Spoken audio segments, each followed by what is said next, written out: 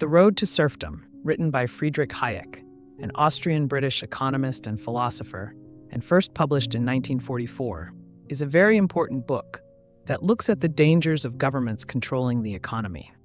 It was published during World War II, a very difficult time when Europe was in chaos. As powerful fascist countries, especially Nazi Germany, became stronger, Hayek worried about the rise of governments that had too much power and their growing control over people's lives. Hayek wasn't only concerned about fascism or communism, but also about the idea that governments should control many things in people's lives. He believed that even in countries with elections, if governments control the economy too much, people will lose their freedom, and society could end up losing personal freedom. He called this loss of freedom serfdom, like people being tied to the land and controlled by a lord. The book starts by talking about the dangers of governments planning the economy. Hayek explains that when governments control the economy, they decide how resources are used, what things are made, and how much people are paid. They might decide how much wheat is grown, how many cars are made, and what price they should be sold at. The problem is that no government can know what everyone needs and wants. Every person is different, with different skills and goals, and no central power can understand this fully. Imagine trying to guess what everyone in a city wants to eat for dinner every night. It would be impossible. Hayek says that some government rules are needed, like rules about pollution or safety.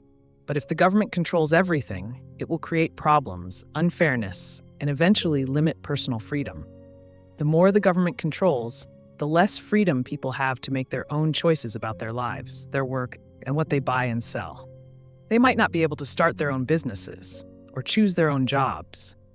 Next, Hayek looks at the history of socialism in Europe. He explains that socialism began as an idea to make society fairer. Socialists wanted to reduce poverty, improve living conditions, and give everyone equal chances. They wanted to make sure everyone had enough food, a good education, and a comfortable home. However, as socialism became more popular, it started to give the government more power. What began as a wish to help the poor turned into a system where the government controlled more of people's lives. Hayek warns that good intentions, like reducing inequality, often lead to more government control, which can reduce people's freedoms. He believes that giving power to a central authority is dangerous because it stops societies from being creative and growing. When people are free to try new things and start businesses, the economy is stronger and more innovative. Hayek also criticizes the idea that society should be run by a central authority instead of letting people make their own decisions. He says that this is not just an economic problem, but also a political one. When the government controls the economy, it can also limit other freedoms, like freedom of speech, political opinions, and personal choices. Hayek says that economic freedom is connected to political freedom. If the government controls the economy, it can also control what people say, think, and do. This gradual loss of freedom can lead to a situation where the government controls almost everything in life. People might be afraid to speak out against the government if they know the government controls their jobs and their money. They might not be able to write articles criticizing the government or join political groups they disagree with.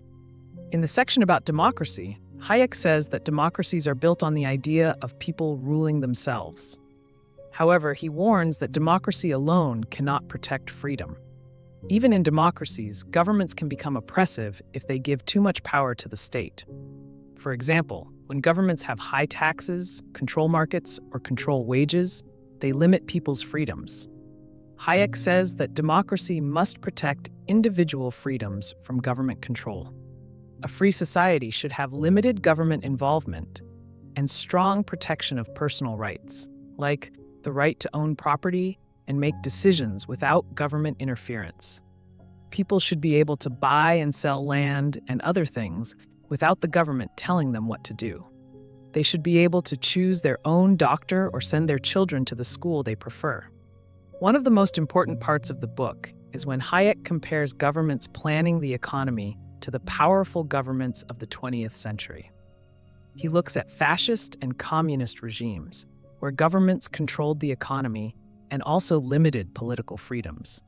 Hayek uses examples from Nazi Germany and the Soviet Union to show that when the government controls the economy, it can also control many other things in life. In these regimes, the government not only controlled the economy, but also stopped free speech, limited political opposition, and even influenced culture.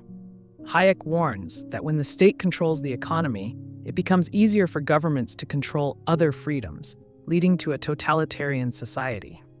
He argues that economic control is often the first step towards total control. Once the government controls what people buy and sell, it's easier for them to control what people think and say. As the book continues, Hayek talks about the importance of free markets. While he says that markets have problems, like inequality or instability, he believes that they are still the best way to organize society's needs. In a market economy, people make decisions based on their own needs and interests. This helps the economy adapt to change and encourages new ideas. If someone invents a new type of phone, they can sell it to people who want it. If a company makes a better product, people will buy it, and the company will be successful. Hayek believes that if the government controls the economy, it will stop innovation and make it harder for the economy to solve new problems. He compares the market to a system of information where people make choices based on what they know. When the government controls this information, it leads to problems and stagnation. He argues that many individual decisions are better than a few people at the top making all the decisions.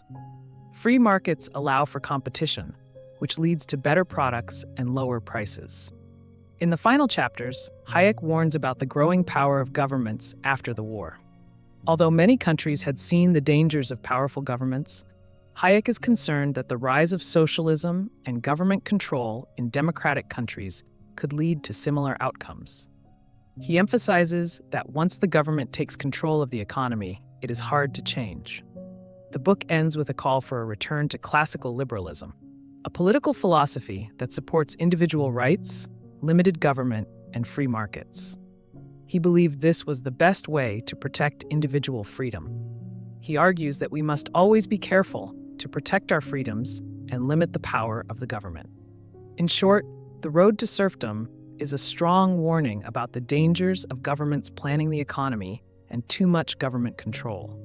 Hayek shows how good intentions, like trying to create a fairer society, can lead to authoritarianism and the loss of individual freedoms.